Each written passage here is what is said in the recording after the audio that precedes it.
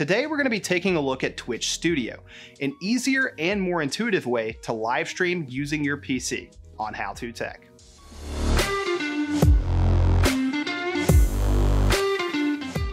What's going on, guys? Chad here from How To Tech, the channel dedicated to helping you take your tech to the next level. And today we're going to be taking a look at Twitch Studio, an easier and more intuitive way to start streaming on PC. Let's go ahead and jump over to the computer so I can show you how. All right, so now we're over at the computer and we've got Twitch Studio open, and I just want to mention that we're going to be covering the basics for somebody to get their webcam, gameplay, or display capture and just get that all together and start streaming or start recording. We're not going to go into the in-depth tons of other things that you can add in here and all of the individual settings, but I'm going to show you how to get that stuff set up and also how to get the settings on the back end working and briefly explain the UI.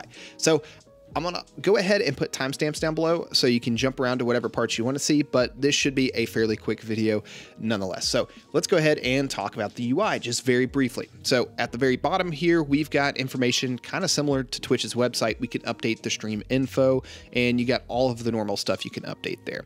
We also have buttons at the bottom to start your stream, or this button to start recording. On the right hand side, we've got our chat and we've got our activity feed, and our activity feed is useful for seeing donations, seeing follows, hype trains, bits, all that other stuff. And then obviously our chat box is for chat. At the bottom left hand corner here, we've got the options to mute our microphone, mute our gameplay or our computer's audio, and actually disable all webcams, which is a super neat feature. And then our audio mixer. And there's also an advanced audio mixer in this that we could cover in a future video. In the middle right here, we've got the stream preview. This is essentially what your viewers are going to see. And I want to go ahead and mention that this UI is great, but if you only have one monitor, there's another feature in this that is going to be absolutely amazing that you're going to love, because you can't do this with other programs. So we'll talk about that in just a second. It's a very big thing. Next, we've got the stream information. So how long you've been streaming, your viewers, your computer's processor usage, memory usage, and some general information on how much upload speed you're using and whether or not your frame rates are dropping and your stream's experiencing any kind of difficulty getting up to Twitch. And on the left hand side here, we have our scenes, and we will add a scene in just a second. But first thing is first, we need to adjust the settings. Now, first setting I recommend is turning on the dark mode. Light mode will blind you. Dark mode is the way to go. Stream quality is really where we're going to be setting up most of these settings. Stream settings sound similar, but these are actually Twitch settings, and I really wish they would rename it to Twitch settings and this to stream settings. Stream quality is okay, I guess, but this to me is a little deceiving for most people.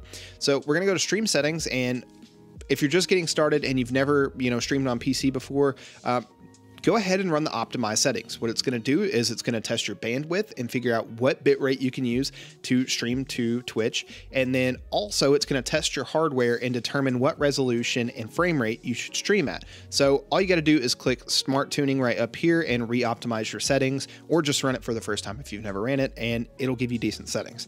One other thing I want to mention is if you want a stream delay, you can add that here. Like I said, stream settings is not really useful for us, so we're going to move over to the recording settings because we're also talking about that in this video.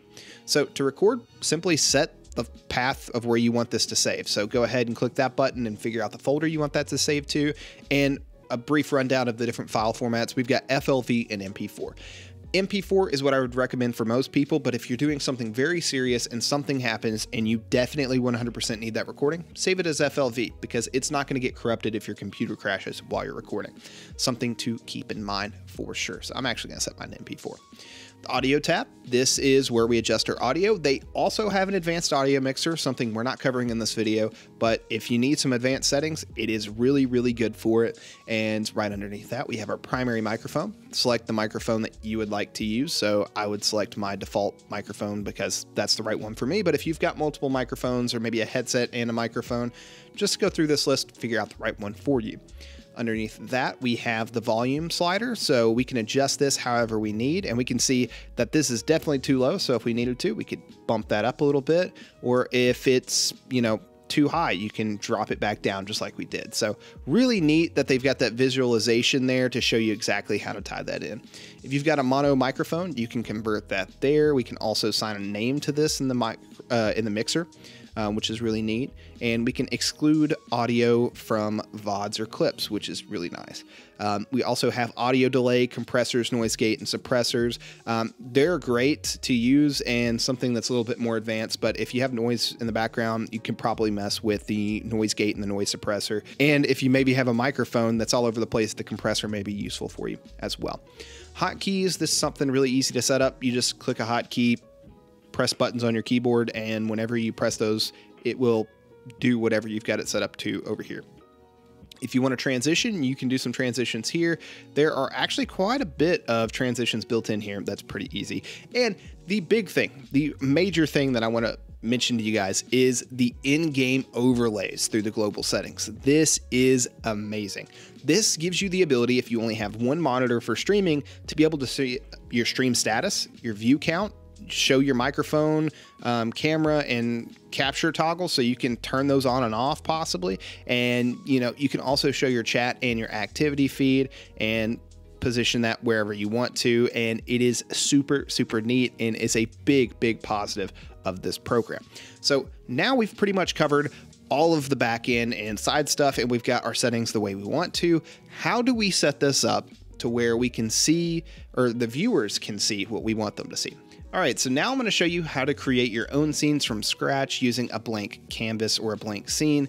And yes, there's a few templates in here that you can use, and these are great starting points, especially if you've never streamed before. But if, say, you don't want some of these features, you can make it really easy on yourself by creating a blank scene and adding stuff manually. So to do that, we'll go ahead and add a new layer. We're going to add a webcam, and we're going to add a background. So let's actually just decide to use a screen share, and we'll pull the screen share down below the webcam because we want it to be behind the webcam, and we'll change the full screen application to that second monitor again. And it was that easy to essentially get gameplay or a monitor and a webcam, and then we can save it. And all we've got to do to start streaming is click start stream or record video, and we're good to go. If you enjoyed this video, you know what to do. Destroy that like button, get subscribed, and turn on notifications for future videos from How To Tech. Thank you for watching. This has been Chad from How To Tech, helping you take your tech to the next level, and I will see you in the next video. If you want to check out some of our other videos, you can do so over there. And if you want to further support the channel, then think about becoming a YouTube member like these awesome people below. Members get early access to videos, badges, emotes, members only posts, and discounts on merch. Check out the link in the description down below.